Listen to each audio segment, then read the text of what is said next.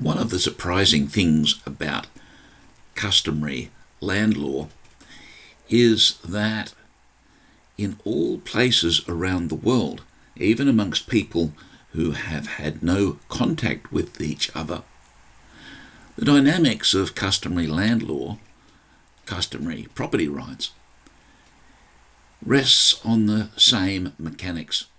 Customary land law is based on a natural law argument. And the argument is simply that a thing naturally belongs to the entity that caused it. Customary people around the world, including Australia, believe that some powerful, intelligent, supernatural being made the land and the people, that is, the people of the particular tribe. There are different creator beings for different tribes, and they have different stories or myths outlining the construction of the world and the people.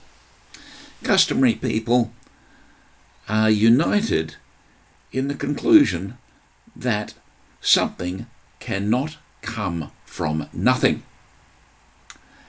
And that means, taking it back, that if something exists, it must be caused by something else. In general, at least as far as what you see in the world. And that leads to the conclusion that the entity, the being that created the world, must exist outside the world and outside of the natural laws we see in the universe. It's a very simple argument, but one which is very difficult to refute. Modern Western physics is currently dabbling with the idea that nothing, as in empty space, is somehow able to produce something, which is the universe. It's a challenging argument. Customary people don't use the complexity of an Einstein. They simply look around and use common sense to believe that there must exist a thing that lives outside of the natural order, which is the creator of everything.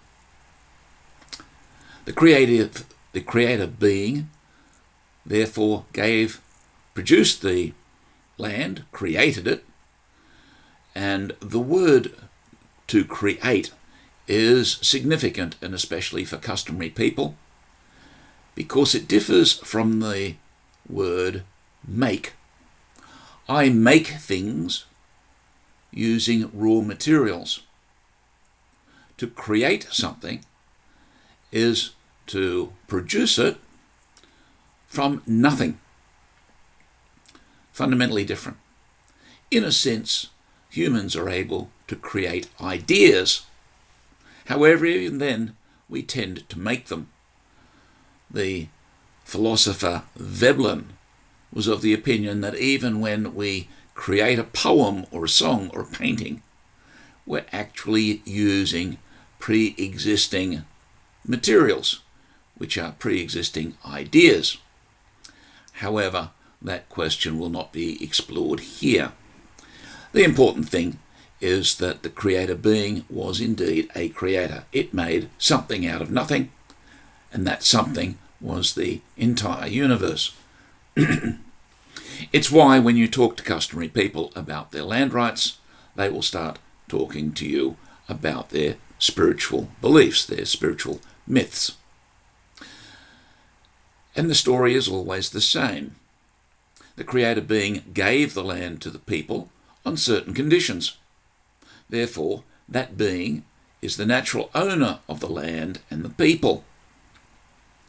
Therefore, the people must obey the being that made them. And finally, therefore, the being has prior natural rights to the land, which are then on loan to the people.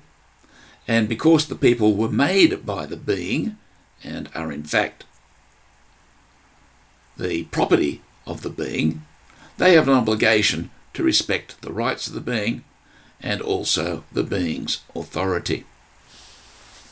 And you find that all over the world.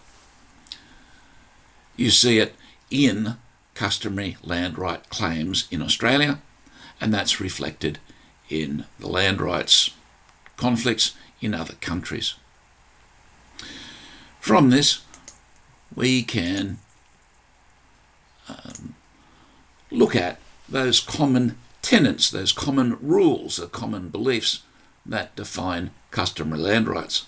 Again, a most surprising thing is that we can be talking about the Australian Aborigines, Maori in New Zealand, the various people across Africa, the ancient tribes that occupied parts of Europe, and the Americas.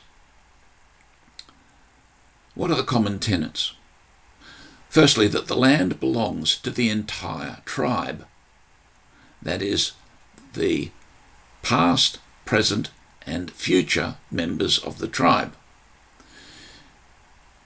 This tends to probably makes more intelligible the acknowledgement to country statements that are often made in public functions where you respect the past elders. And inferred is also the idea of obligations to the future, to the children's children's children. This means that the present owners, or what we call owners, are not really owners in the sense of natural ownership in our normal sense, where we can sell something which is completely ours, but they are merely custodians. They have no right to sell or alienate the land. They may use the land for personal and tribal benefit. They must not use the land in a way that exploits other members of the tribe. However, they may lend or lease parts of the land to people outside the tribe, and this is because the reversion at the end of the lease, or the end of the loan, is back to the tribe, its present and future owners, present and future members. The final obligation of the present custodians is that they must pass the land on to future generations intact or improved. That is, they can't ruin it in some way so that future generations in some way are deprived of what to the customary owners is considered to be their natural, therefore inalienable, rights to the land. The relationships of customary people to outsiders, people beyond the tribe, who don't have to follow these rules, is fairly simple. They can't alienate the land to others, and so they can't sell the land to others. So there's no sales. And where a sale is recorded, it is considered to be a humiliation and a violation of their obligations to their ancestors, future generations, and the created being. However, they can lend, lease, or provide access to others outside the tribe, usually under the overriding expectation, demand if you like, to care for the land according to the tribe's traditions and their understandings of their obligations to their creator beings, the past and future generations. This makes sense of why the Australian Aborigines were comfortable when Western people began settling on the land in Australia. To them, they were simply making their land available for others to use, but not to own or destroy or otherwise damage.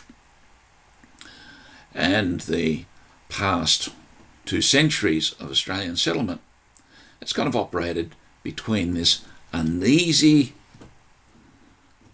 relationship between the indigenous people who considered themselves the perpetual owners of the land with obligations to it coming from the Creator Spirit, and the Western settlers, Anglo settlers generally, who came in and established a completely independent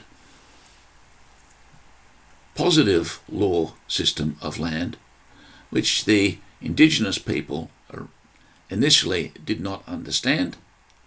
Later, when they did understand it, felt uncomfortable about it and are now seeking redress. There are a number of questions that come from this, and it comes to the root of the ownership, the root of the claim.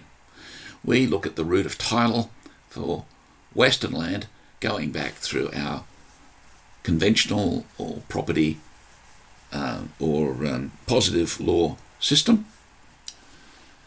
And in the same way, there is a form of regression, going back to look at the root of title for customary owners, and we see that it comes back to the reality of the creator beings as the originators of the land. That will be explored as a separate topic.